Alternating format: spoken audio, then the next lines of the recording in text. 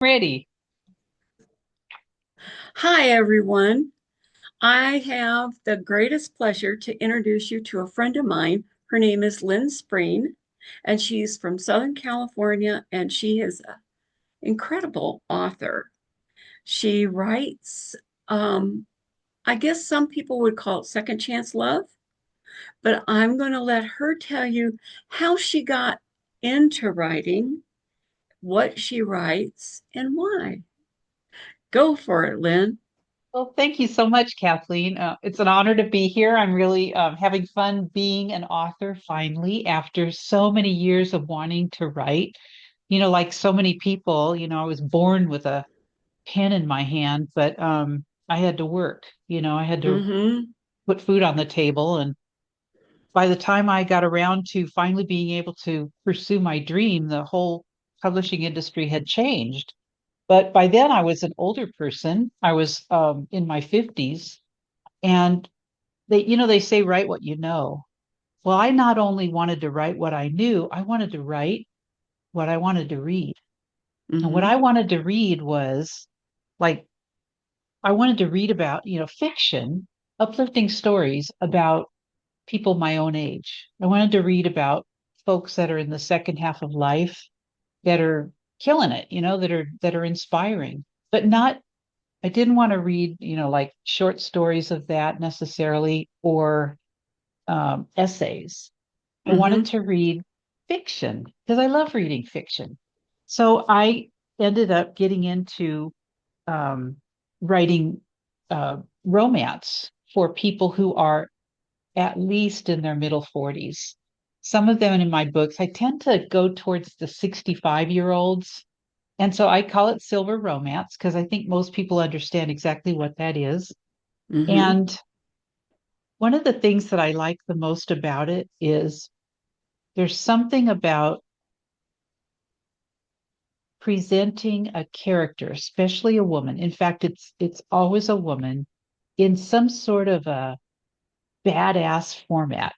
She is maybe a person who's behaved herself all her life and done right by her family, maybe worked hard and just, an honorable citizen, but maybe has put herself second throughout her Mm-hmm. whole life, like a lot of people tend to do, men and women alike. But I'm writing for and about women primarily, so that's my group. So I like to write about a woman who's behaved herself all her life, and then all of a sudden something happens, and she does something incredible that just is so powerful. Maybe she shoots a gun and turns out that she's a really good shot, or she drives a truck in a way that is like scary, but she accomplishes it, or she jumps out of a plane, or in one case, it's more mellow. This person wanted to paint all of her life.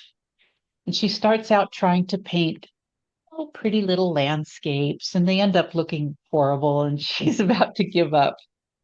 But her young mentor, who's about half her age, keeps encouraging her. Mm-hmm. Finally, one day, she just throws off all of the rules and the expectations, and she just paints out of pure emotion. And it turns out she discovers her gift, and her gift is almost like magical realism. She Oh, discovers that, wow. like, she watches people stand in front of her canvas, in front of her pictures. And depending on what emotion she was trying to depict or feeling at the time, the people will either start fighting with each other or they'll fall in love or they'll, it's Oh, almost like the picture, the painting that she has done has the ability to force their emotions to come out. So anyway, it's so much fun. It's just so much fun giving women a chance to do something really impressive and spectacular. And I like to do that in each one of my stories. But that's how I got started was that I wanted to write all my life, but I couldn't. But I kept the dream alive by reading and going mm-hmm. to nighttime classes and trying to formulate stories and basically teaching myself the craft. So then Ah, finally, when I was able to write, when I finally was able to, I didn't retire, but I went to part time. And that allowed me to have enough brain cells left over at the end of the day to do some writing. Um, What were you doing? What I was your job? was, well, I went to work really, really early because I had a challenging childhood. I needed to escape the house. Mm-hmm. So I started babysitting, and then I worked my way up to working in stores, and then I was a file clerk for the welfare department. And I just kept working and working and working. And I finally got up to the point where I was a school district administrator for a public school system. I was the director of classified personnel. I did that for about 30 years. Not in that Oh, in that, I was that for about 17 years. And then after I retired from that, I went to work for the law firm that had been advising our school district management in matters of HR, just doing like party planning and stuff like that for them. It was really fun. oh yeah, But that, that would be. yeah, it was weird because I went from being in an environment where it was the public funds, everything was, you were accountable for every penny to the public who paid, your salary out of taxes, to going to work for this private organization that was willing to spend Lavish. money. Yeah, it was weird. It's weird. I never really got the hang of it. I don't know how good I was in that job because I was so tight with a buck. Oh, they liked it because that meant they could have more things. Yeah, probably. Those But who are but but penny-wise are cherished. one time they actually they had a celebration down in at a high-rise hotel in San Diego, and I was doing something and I was poking along and they were urging me to think bigger. By the time they got done with it, there was a helicopter on the roof delivering guests. Oh my gosh. I could, I don't think that I didn't used to think that big, but when I started writing fiction, it was weird because I came from a somewhat legal background. When I was doing my job for the school district, I was like a paralegal. I had Hmm. to write up legal documents. I know you know about this. Anyway, I had to write. You couldn't say, for example, that an employee would look drunk if that was the case. You had to say an employee was weaving and appeared, the eyes were closing, or, you had Hmm. to be very factual. So Hmm. then I quit that job, did the law firm job, quit that job, and then started writing. And it was the weirdest thing to realize that I could make everything up. I had to make everything up. I got to It's lie. freeing. Isn't it freeing? It was so fun. And it is fun because, like, as I'm writing certain characters, I think, well, I let them do things that I would never have done, because Hmm. I'm a good girl. I behave myself. I follow the rules, but my characters don't always. And sometimes they're rude, or they steal stuff, or they wreck cars out of anger, you know, whatever. So that's what that I hope I answered your questions. I kind of got going and I Yeah. forgot what you asked. Yeah. No, but that's when I think about it, that's very cathartic for anybody. I know that in my people ask me where my books come from, and I just sit down and they're there. Um, I have such, I can watch people like you were talking about earlier, the painting, and she was watching the people. I see stories in people, and I'm sure you do too. And it's not stories I could handle doing in real life, but in fiction, it's possible. And it Yeah. gives me a release of a lot of tension and stress. And uh, when you were talking about the lady painting, it brought to mind my mother always wanted to paint. We never knew that. It wasn't until we all left home that she finally started taking some art classes. She was so good. Oh, She so she was got to do really that. good. She got to She chase after did. her dream finally. Yes, in fact, I remember one time my dad, now my dad and my brother built her easels and stuff like that, but dad kind of poo-pooed it. Hmm. Um, until he came to visit us in California. And we took him to Solvang to some of the art galleries.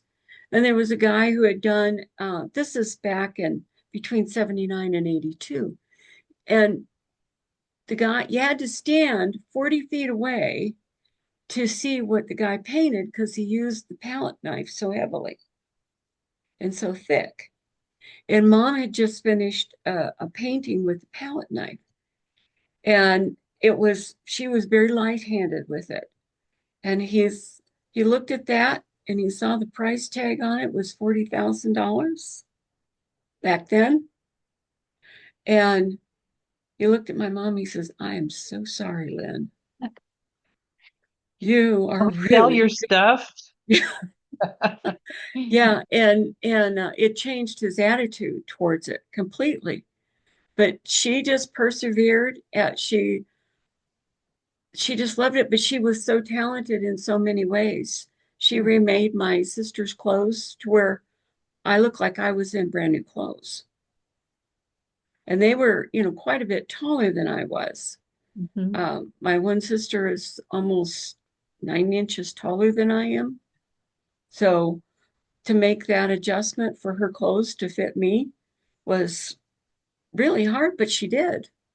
And Better than the other way around. yeah, yeah, you can't do it the other way around. Well, you could back then because that was in mini skirts and Hmm. stuff like that. That was the beginning of that and, burning the bra and all that stuff. Yeah, I But remember. but I think what you write is so important because there are so many, we're living longer. Everyone is living longer. Mhm. So we have those silver loves because say something happened, like if somebody was in the military and their spouse died, but they had the children and they had so much, they never dated until the children are gone. Yeah. And then all of a sudden it's like, what do I do? Yes. You know, Exactly the kind of scenario I like talking about. It's unique to that group. it And, is.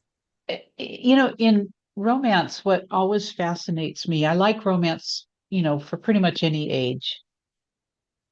But what always makes me kind of curious is like if I read a romance novel and I really, really like it, and I'm wondering, well, what happens after that?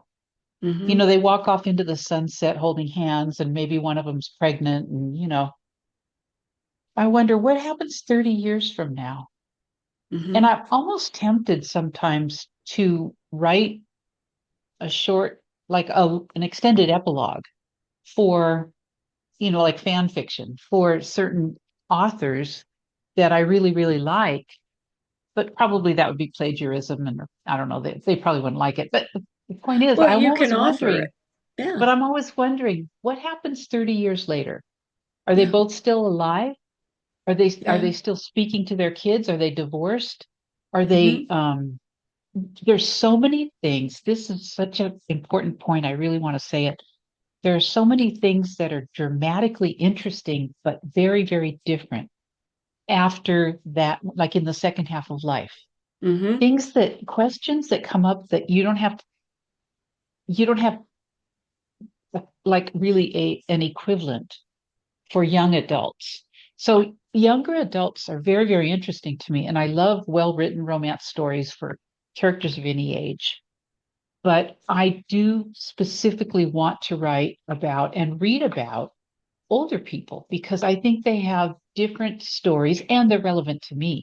I want to Mm-hmm. read about things that are relevant to my age group.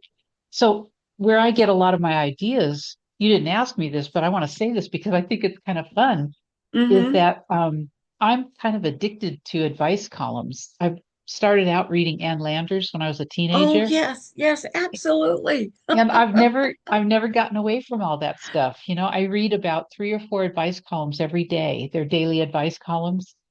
And sometimes people write in who are older and they have older person questions. And Mm-hmm. it's so interesting that I'll think, oh my God, that could be a character. Mm-hmm. So I copy and paste it into my ideas file. that's where I get most of my ideas. Um, Huh. the current um, the current series that I'm working on, it's kind of funny. The previous one, like the one that's published right now, my most Mm-hmm. recent fully published series is based in Sedona, Arizona, because most people love going there, although it's become so busy that I'm not sure that it's really that gratifying anymore, frankly. But I went there a long time ago, and it was really special and beautiful and just awe-inspiring. So I've always wanted to write about people who lived there. So I started a series called Starting Over. The first book is called Starting Over in Sedona. The second one is Opposites Attract in Sedona. And the third one is Second Chances in Sedona. And it's just a three-book series. I'm busy working Mm-hmm. on a prequel right now. But as much as people love the books, and I'm not bragging, but I'm saying I get a lot of good reviews, and I'm pleased with that. People write comments like, "Oh, thank God, it's so great to read about somebody my age. It's so good to read about older people." And I am not graphic as far as sex goes because I'm too embarrassed to write about that kind of stuff. So all of the hot stuff happens behind closed doors. So they could have like Mm-hmm. a really hot kiss or a little bit of, the hand slipping under Mm-hmm. the shirt. But I don't write, my romance is very close to sweet. It's clean. They cuss a lot. That's probably Mm-hmm. a reason I can't call it a real sweet romance. But the point is, I get a lot of good reviews, but then I got one day and she said, "Good stories if you like people who are richer than God." And I thought, yeah, these fictional characters really are pretty loaded, because they've got Uh-huh. beautiful sprawling homes and it was cool, but I didn't Mm-hmm. grow up that way. I grew up poor, and I have always admired the resilience of people who are living closer to the edge. How, Mm-hmm. for example, you might make up a beautiful little oasis in your backyard in a crappy part of town, but it's your beautiful oasis, Yeah. which is kind of how I always did it. So I vowed to myself that this next series that I write is going to be about people they're not poor, but they're more normal. You know, Mm-hmm.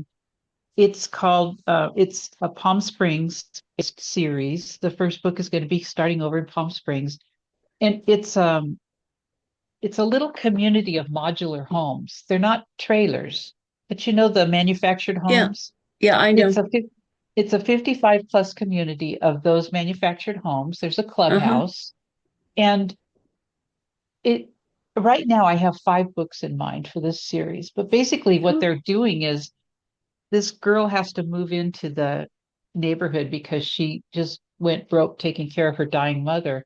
She has no other options. So she moves into her mother's house in this 55 plus community in Palm Springs. Well, she's about 3 years too young to live there. And so Oh. when the corrupt HOA president um, threatens to evict her, Mm-hmm. um, she convinces the guy next door to marry her so that she can stay there. And of course, Ah. so it's a marriage of convenience trope. And of course, they fall in love. But and he's from North Dakota. So I go back to North Dakota because I love stories in North Dakota because that's where my family's from. But anyway, so the park is really run down. It's horrible. It's run down. It's just completely decrepit because the HOA guy is corrupt and he's trying to run it down so that Yeah. people will leave so he can sell it. Uh-huh. Um, and there's a lot of elders there who are not well, or they're not being looked out for. Mm-hmm. And so over the course of this series, I want to refurbish the park, make it into a beautiful oasis, and have people look out for each other and thrive. So that's Yeah, it's she really could fun. band them together, you Yeah, know? And there's a show. It's a it's got Steve Martin in it and oh, I forget his first name, Short. Martin Short. Yeah, Martin Short and a young gal, and it's Murder in the only murders Building. in the building. Yeah, Yes, and how they band together and they get the others going on something, and it's like oh, wow, we can do this, you know. But I have seen and heard of the corruptness in those situations, and that the elders just feel helpless. And those elders are actually yours and my age, which Yes. is like, I mean, I still look in the mirror and get shocked. You know, who is that stranger? I know. Because inside we're still like 40, you know? Uh-huh, yeah. And but it's something that is going to be so much fun for you to write, to Yeah. have that change and to see her change and watch the manager get let loose. And he, Yeah. yes, because my husband was worked on computers when we lived there, and one of his friends lived in a mobile park. They weren't modulars; they were mobiles, and they had a corrupt board. And getting it cleaned out finally happened, but it took a process of years. And, you know, he kind of listened to her rant when he'd go over and work on her computer. Sometimes I think she broke her computer just so he'd come over and she could have somebody to rant to. But they were able to get it cleaned out before she ended up moving into Camelot. But it's just really something that does happen, and people take advantage, and um, it's a quick way for them to get money in their pocket. So Well, I applaud you for doing that. I well, thanks. I am taking some liberties with, mm-hmm, I don't know what the law is exactly. And if anybody writes me and says, well, in California, you're not really able to do that, I think I'm going to just tell them thanks, but it's about the story. yeah, But I've drawn up a picture of what I think the clubhouse should look like, and I've got my 5 titles all set up for uh-huh, what the 5 books are going to be like. In one of them, I have a woman who is just exhausted from caregiving, and then her husband dies, and another man swoops in and mm-hmm, is just so kind and good to her that she can't believe it. Well, it turns out that her dead husband had arranged before he died for his best friend or for some friend to come and take care of her because he didn't trust her to be on her own, which actually is a scenario that happened in my 55 plus community. oh, Um, I know it's a weird story, but it's kind of yeah, fun. And then I have others that are, age gap romance, and mm-hmm, I've got enemies to lovers, and I've just got so many fun, weird things going on. But these are with people who are more like who I know, my yeah, people. They're yeah, not people who own a 5,000 square foot house in Sedona. yeah. For Pete's sake, I don't know where I ever got that idea, but When I worked at Westside Church, we had a member of the congregation, and he ended up having 4 wives. None of them were divorced. They all passed away. He was that mature. His last wife, I was thinking he was a bigamist, but you're saying no, he was married no, 4 times. yes, Okay. he was married 4 different times.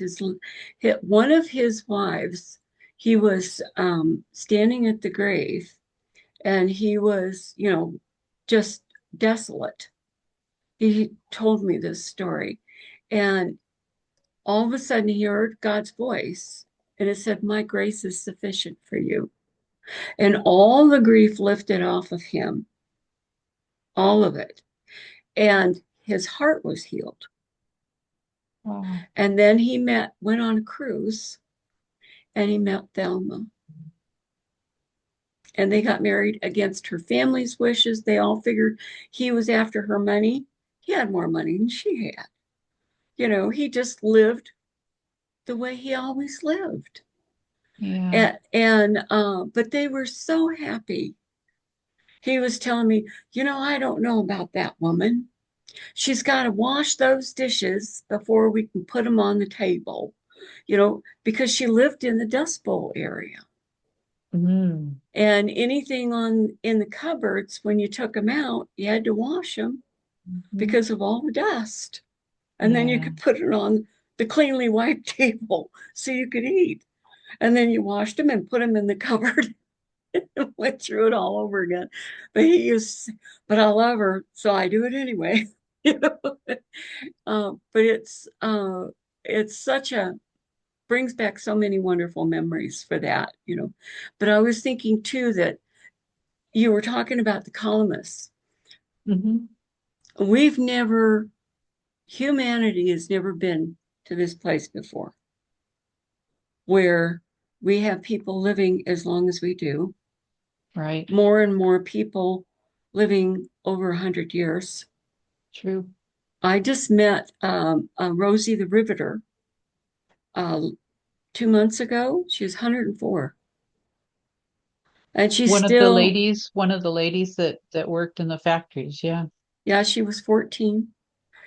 She worked out in the desert outside 115, 120 degrees. And sometimes she would have to be inside the plane, the wing of the plane, to hold it for the riveter on top. Hmm. That was, they just thought it was normal. And because she couldn't go in because she was a girl, she got told, you're not even a woman, you can't come in.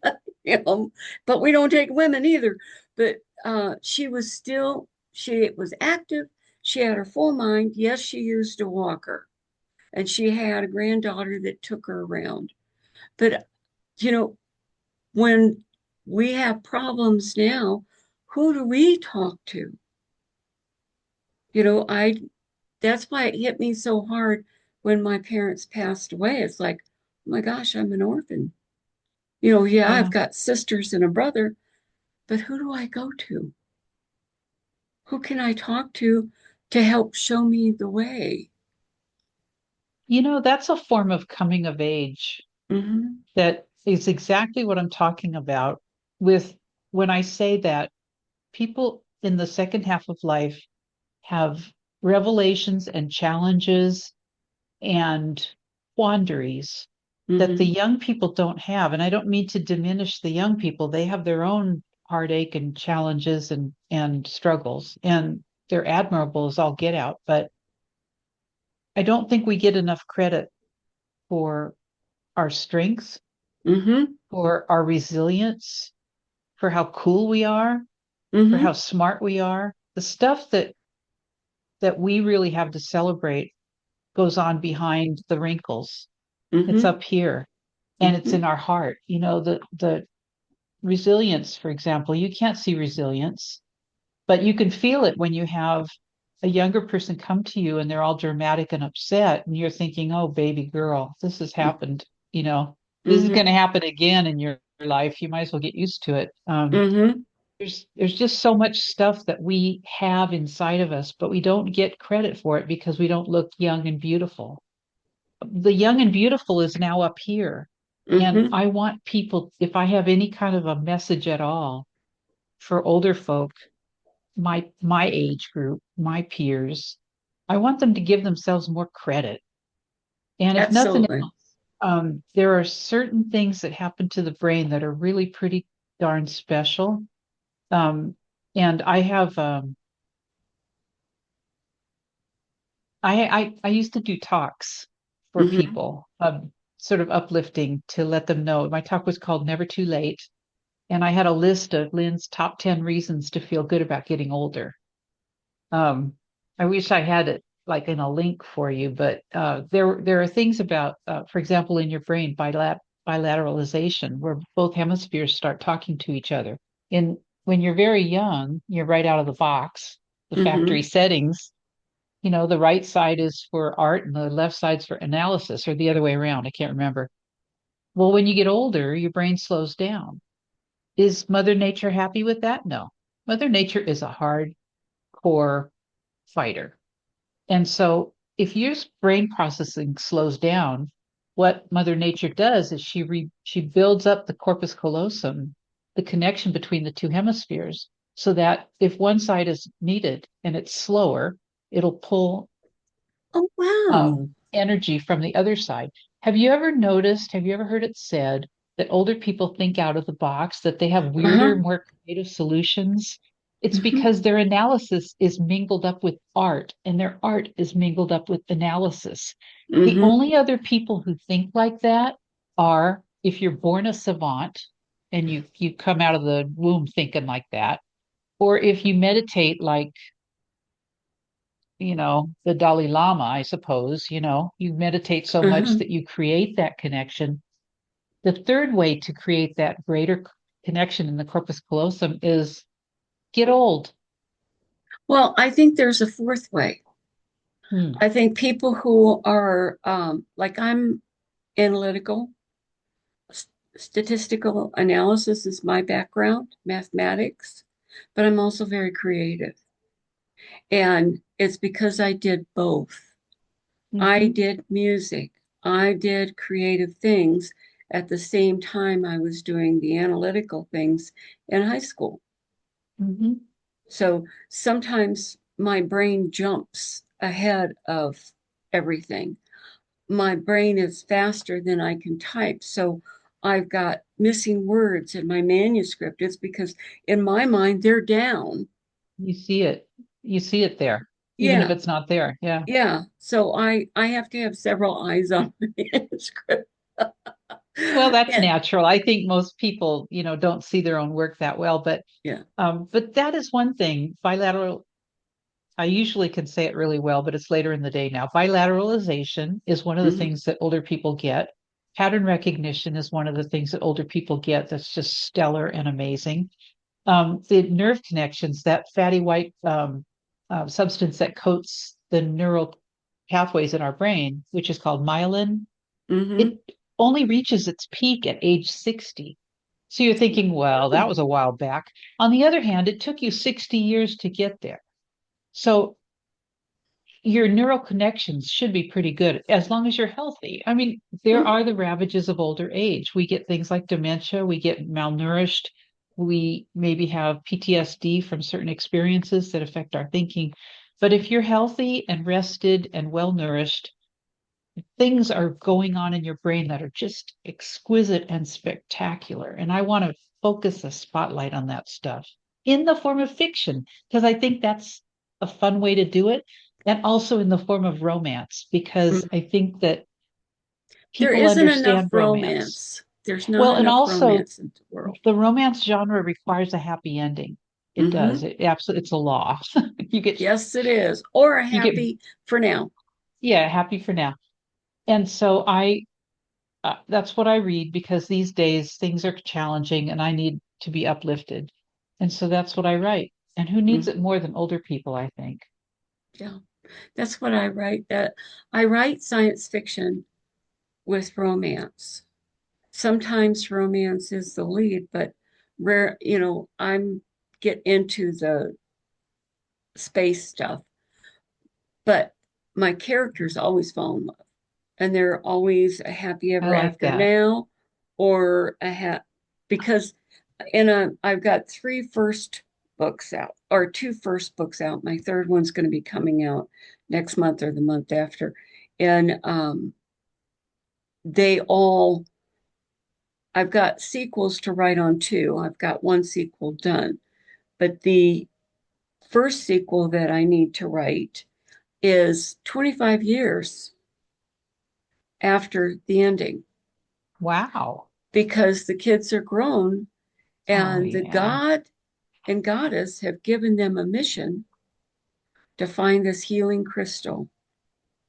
And they are going to guide two of the brothers to do it because they're called to do this, whereas the others are called to stay on the planet and got other things going. But so I'm having to jump 25 years over, and their parents are still ruling, because I usually have like a Cinderella. The girl is or the guy is a pauper and they rise up to royalty or whatever. But it's interesting that and that they are going to be seeing what it's like for them at the parents, the original couple, what they are like as mature adults, like Yeah. getting ready to be grandparents Yeah. age. And that's, going to be something I've never had in any of the books that I've read. So it's a new grounds for me. Yeah. Well, So, I think writing about older people is catching on more. There's even a mm-hmm, genre now in mm-hmm, Amazon called later in life romance. mm-hmm. And I use the term later in life fiction also in my communications, because I think that well, for one thing, some years ago, I found out that there were over 100 million people that were over age 50 in this country. That was, maybe 10 years ago. I don't know what the numbers are like now, but I think people want to read about themselves to Yes, some they extent. do. Not everyone, but I think there's a sizable market of people who want to read about themselves. And if you notice, there are more movies now featuring older characters. Mm-hmm. And so I want to tap into that vein. I want to communicate with those people. I want to give them something that lifts them up. And I want to enjoy my writing, making the older Absolutely. people triumphant, have them find a new gear, have them say something snarky and wonderful that everybody jumps back and says, wow, I didn't know you had it in you. I Mm-hmm. love that kind of thing. I I can't tell you how pleased I am that you're writing that because Thank the you.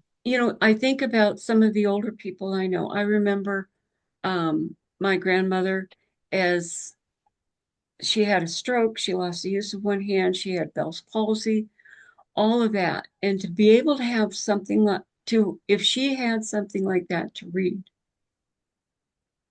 it would have taken her out and and given her a release and a relief.